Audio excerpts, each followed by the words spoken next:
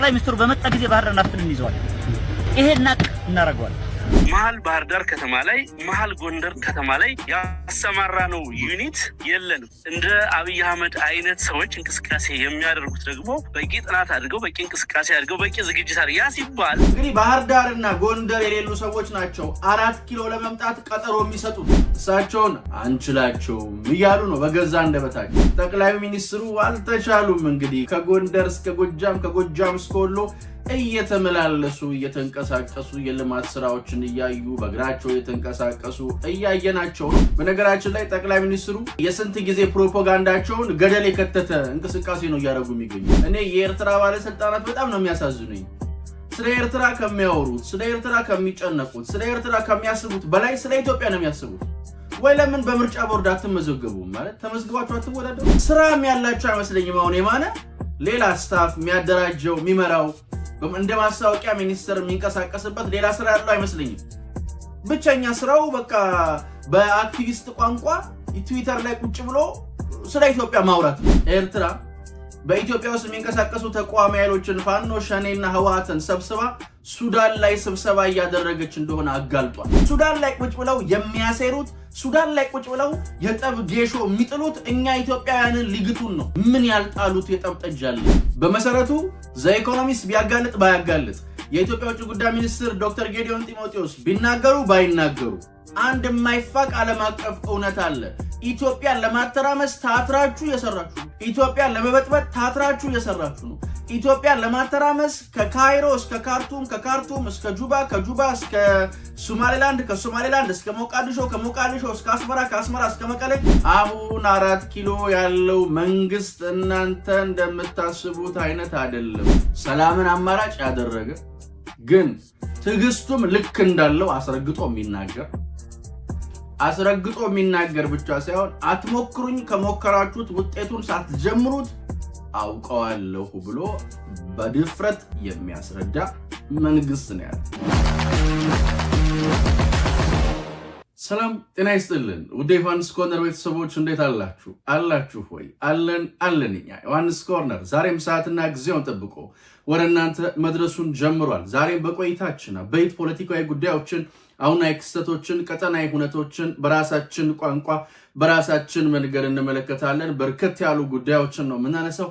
ዮሐንስ ኮርነርን ላይክ፣ ሼር፣ ሰብስክራይብ አድርጋችሁ ብትጀምሩ የበለጠ እንድንሰፋ የበለጠ እንድንተልቅ ያግዘናልና እሱ እንድታደርጉልን ጠይቄ እጀምራለሁኝ። ቪዲዮቻችንን ወደ ተለያዩ የቴሌግራም ግሩፖች ሼር ብታደርጉልንም እንዲሁ የበለጠ ተደራሽ እንድንሆን ያገዘናልና እሱ እንድታደርጉልን ጠይቄ ነው የምጀምረው። ዛሬ በቆይታችን ጠቅላይ ሚኒስትሩ አልተቻሉም፣ ገላልጠዋቸዋል። የጠቅላይ ሚኒስትሩ ቦክስና የኤርትራው ባለስልጣንን ከበድ ያለ ውርደት የምንመለከት ይሆናል። በድጋሚ ላይክ፣ ሼር፣ ሰብስክራይብ አድርጋችሁ እንድትጀምሩ ጠይቄ እጀምራለሁኝ። እንግዲህ ጠቅላይ ሚኒስትር ዶክተር አብይ አህመድ እንደምታውቁት በትላንትናው ዕለት ወሎ ከሚሴ ነበሩ። ጠቅላይ ሚኒስትሩ ወሎ ከሚሴ ላይ ታይተው በርካቶችን እንዴ እነከሌ የትም ነው እንዴ የሌሉት እያስባሏቸው ነው። እንደምታውቁት ጠቅላይ ሚኒስትሩ ባለፈው ሳምንት ከጎንደር ባህር ዳር፣ ከባህር ዳር በጣና ጎርጎራ በጣናነሽ ሲገማሸሩ ተመልክተናቸው ነበረ። ከጎንደር እስከ ባህር ዳር ሲመላለሱ አይተናቸዋል። እሱን ተመልክተው አንዳንዶች እነከሌ የሉም እንዴ ሲሉ ነበረ። እናንተ ንገሩን እንጂ እኛማ ምን እናውቃለን ነው መልሳችን።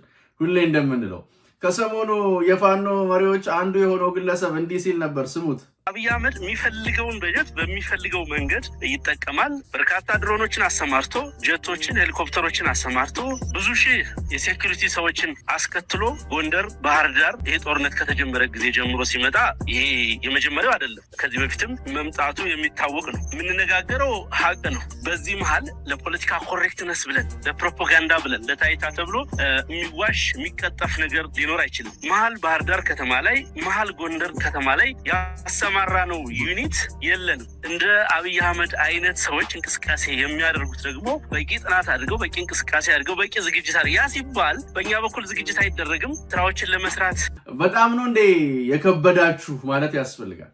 የለንም እያሉ ነው እንግዲህ እነሱ ራሳቸው። የእናንተ መልስ አያስፈልግም። የለንም እንግዲህ ባህር ዳርና ጎንደር የሌሉ ሰዎች ናቸው 4 ኪሎ ለመምጣት ቀጠሮ የሚሰጡት። በነገራችን ላይ ታሳውሳላችሁ አይደል? እንዲም ተብሎ ነበር እኮ እዩት እስቲ። ጠቅላይ ሚኒስትሩ በመጣ ጊዜ ባህር ዳር ናፍጥን እንይዘዋል። ይሄን እናረጋዋል። ፕሮፓጋንዳ ማር ወሬም አይደለም። አብይ አህመድ ባህር ዳር እንደ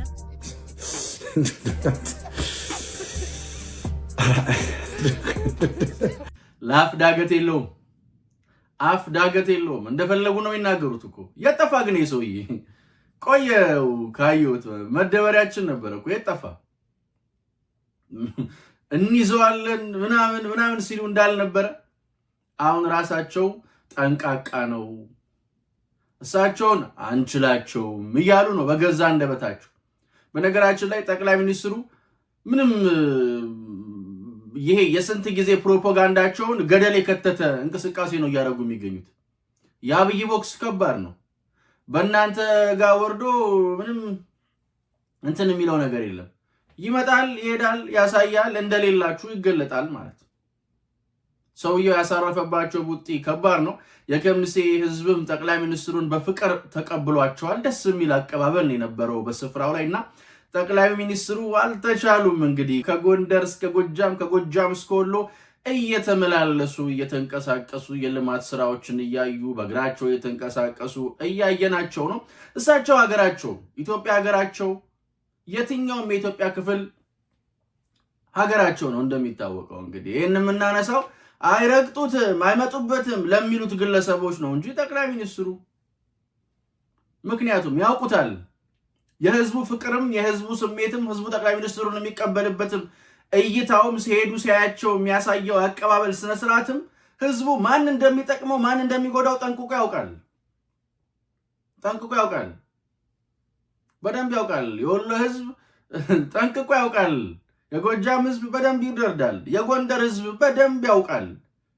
እና ብዙ አትድከሙ ለማለት ነው። አይዟችሁ እንግዲህ በቃ ከሌላችሁ የላችሁም ነው ማለት እኔ እንጃ ከሌላችሁ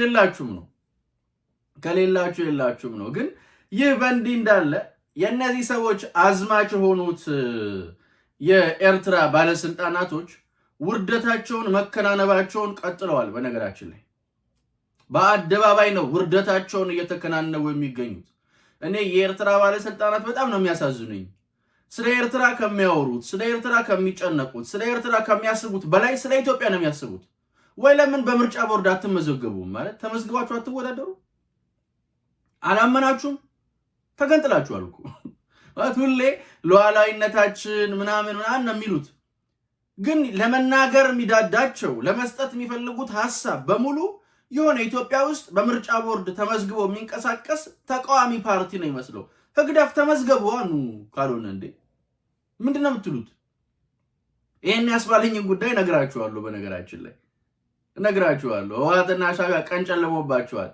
በደንብ ነው ቀን የጨለመባቸው በደንብ ማለት ነውና ሰሞኑን የኢትዮጵያ ውጭ ጉዳይ ሚኒስትር ዶክተር ጌዲዮን ጢሞቴዎስ ከሰጡት መግለጫ በኋላ የኤርትራው ማስታወቂያ ሚኒስትር መልስ ሰጥተዋል። በኤርትራ ብቸኛው ገደብ አልባ ኢንተርኔት ያላቸው ግለሰብ ወጥተው ኢንተርኔት ላይ ጽፈዋል እና የጻፉት ደግሞ የለየለት ነገር ነው የጻፉት። ማለት እንደምታውቁት ዶክተር ጌዲዮን ጢሞቴዎስ በጣም በርካታ የሰላም አማራጮችን አስቀምጠዋል።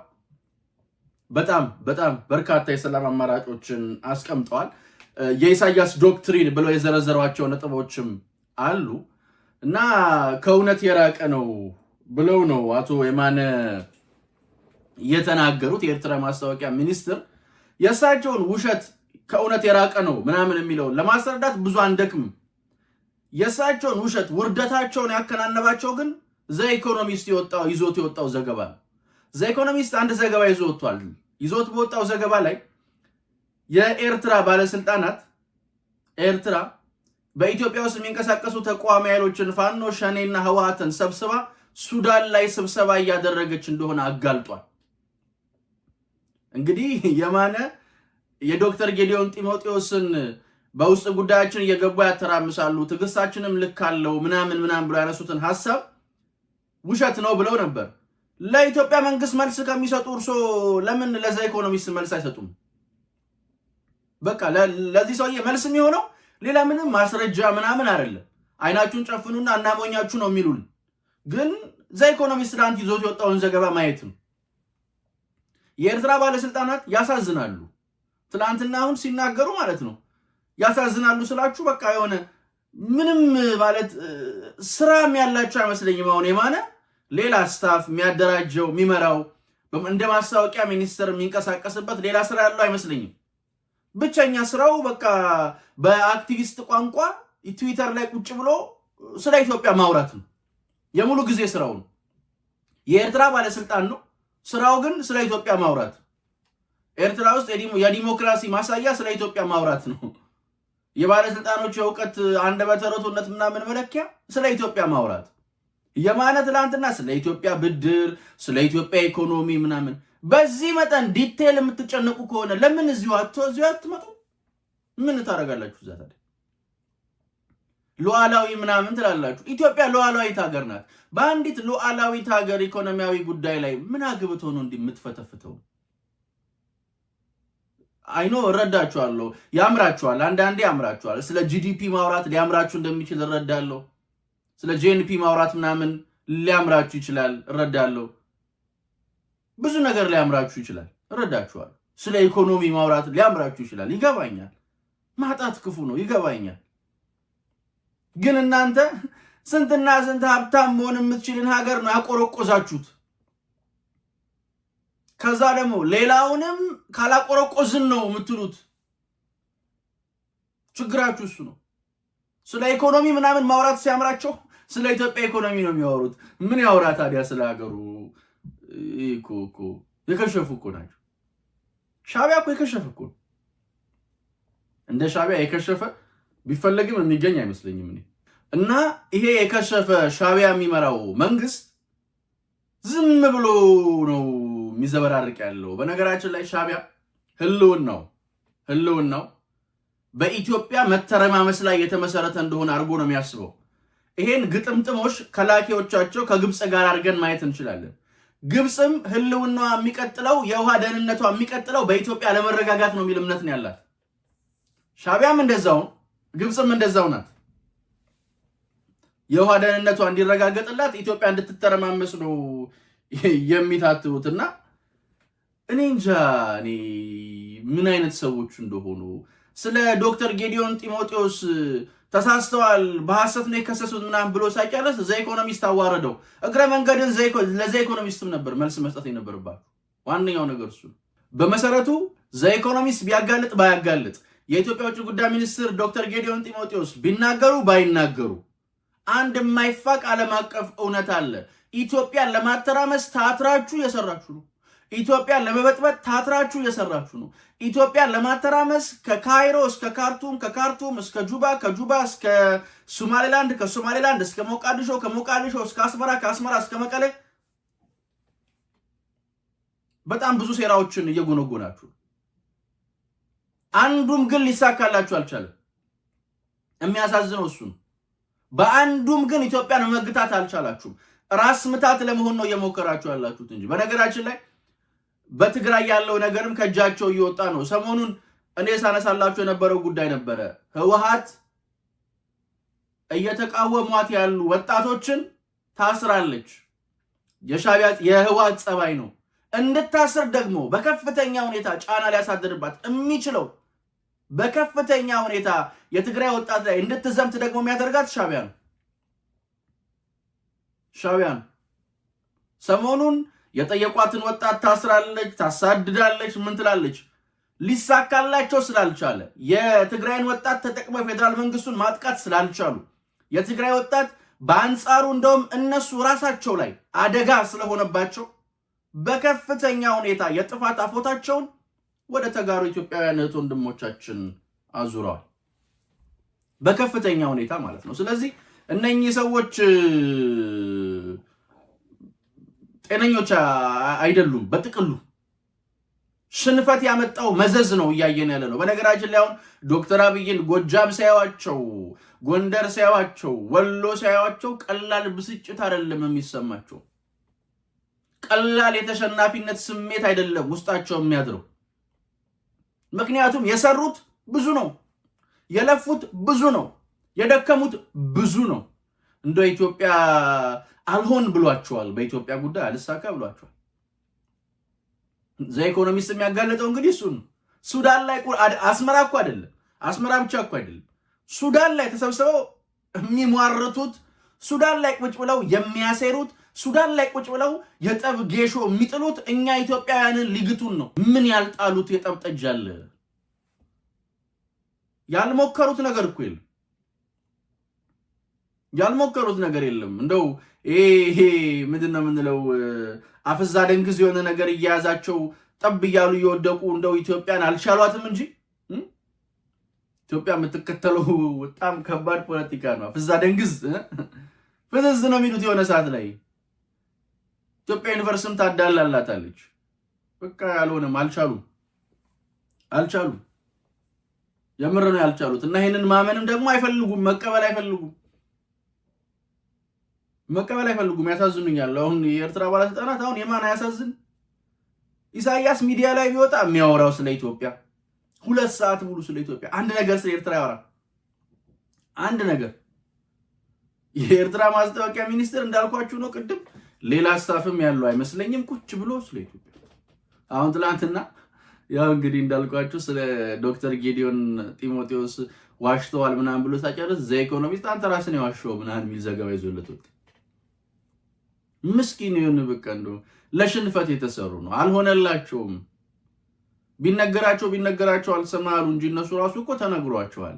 አሁን 4 ኪሎ ያለው መንግስት እናንተ እንደምታስቡት አይነት አይደለም። ትላንትና በሳህል አጭሳችሁ እንደጠላችሁ ትንባሆ ምናን የሚረሳ መንግስት አይደለም አሁን ያለው። የባህር በርን ጥቅም የሚያውቅ ብቻ ደግሞ አይደለም፣ የባህር በርን ጥቅም ተረድቶ የባህር በር አስፈላጊነት ገብቶት ለመመለስም ታትሮ የሚሰራ ሰላምን አማራጭ ያደረገ ግን ትዕግስቱም ልክ እንዳለው አስረግጦ የሚናገር ብቻ ሳይሆን አትሞክሩኝ፣ ከሞከራችሁት ውጤቱን ሳትጀምሩት አውቀዋለሁ ብሎ በድፍረት የሚያስረዳ መንግስት ነው ያለው። አትችሉም። እና አሁን እኔ የምመክረው ነገር በዚህ መጠን ስለ ኢትዮጵያ የምትፈተፍቱ ከሆነ ምርጫ ቦርድ ኑና ተመዝገቡ።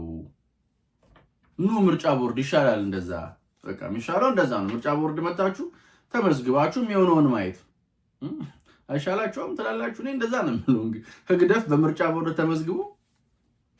ምንም እኮ በቃ እኮ እንዳንድ እኮ እንትን ነው። እንደሌላ ሀገር እኮ አይደለም አክት የሚያደርጉት ለራሳቸው ጉዳይ ሲሆን ሉዓላዊ ምናምን የሚል ድራማ ይሰራሉ፣ ሙዚቃ ይሞዝቃሉ። ከዛ እዚህ ሀገር ደግሞ አይ ሉዓላዊ የሚባል ጉዳይ እኛም አለን፣ እኛም የምናነሳው ነገር አለ ምናምን ሲባሉ ደግሞ መልስ አይኖራቸውም። ሉዓላዊነት ምናምን የሚል ነገር ያነሳሉ። ከዛ እኛ ደግሞ ሉዓላዊ ነን ምናምን የኛስ ሉዓላዊነት እንዲህ የምትፈተፍቱት የሚል ጥያቄ ስናነሳላቸው ምንም መልስ የላቸውም። እንደው ዜሮ ድምር የሆነ አካሄድ ነው የሚሄዱት። እና አቶ የማነ ከባድ ውርደት ነው የደረሰባቸው። በዘ ኢኮኖሚስት በኩል ከባድ የሚባል ቡጢ ነው ያረፈባቸው። ቡጢው ጠንከር ያለ ነው። ዶክተር ጌዲዮን ጢሞቴዎስም በነገራችን ላይ ትላንትና እንዳነሳውላችሁ ዶክተር ጌዲዮን ጢሞቴዎስ ያነሷቸው የዘረዘሯቸው ነጥቦች አብዛኞቹ ነጥቦች ጠቅላይ ሚኒስትር ዶክተር አብይ አህመድ ከዚህ በፊት ያነሷቸው ናቸው። አብዛኞቹ ጠቅላይ ሚኒስትሩ ከዚህ በፊት በጣም በበርካታ ጊዜ አጽንኦት ሰጥተው ተናግረዋል። በዲፕሎማሲያዊ መንገድ ጥያቄያቸውን እንደሚያስመልሱ፣ ሻዕቢያ ኢትዮጵያን ማተራመስን እንደ አንድ የፖለቲካ ሐሳብ ይዞ እየተንቀሳቀሰ እንደሆነ፣ ለሱ ህይወት መቀጠል ኢትዮጵያን አቁርቁዞ ማኖርን፣ ኢትዮጵያን በረዘግቶ ማክረምን እንደ ህልውና አርጎ እንደያዘ ሲናገሩ ነበር። ዶክተር ጌዲዮንም እሱን ነው የደገሙት። ወዲያም አለ ወዲህም አለ ግን ኢትዮጵያ በጀግኖች ልጆቿ ጥረት፣ ኢትዮጵያ በደፋር ልጆቿ ደፋር ጥያቄ፣ ኢትዮጵያ በወኔያም ልጆቿ የማይደክም ጉልበትና ብርታት ጥያቄዋን ታስመልሳለች፣ አስመልሳም ወደ ተፈጥሯዊ ወሰኗ ዳግም ትመለሳለች ነው ምንለው። እኔ ግን ሁሌም እንደምለው እንደማይለወጥ አንድና ውድ ቃል አዲስ ትውልድ አዲስ ተስፋ፣ ሁሉም ጥሩ ይሆናል፣ ሁሉም በጎ ይሆናል፣ ሁሉም ሸጋ ይሆናል። የኔና የናንተ ሀገርም እንደ ልማዷ ታሸንፋለች፣ እንደ ልማዷ ድል ታደርጋለች፣ እንደ ልማዷ ከፍ ትላለች። ፈጣሪ ኢትዮጵያና ህዝቦቿን አብዝቶ ይባርክ። ዮሐንስ ከሆነ ላይክ፣ ሼር፣ ሰብስክራይብ ማድረግ እንዳይረሳ። ውድ ዮሐንስ ኮርነር ቤተሰቦች ቸር ቆዩን። የነገ ሰው ይበለን። ቺርስ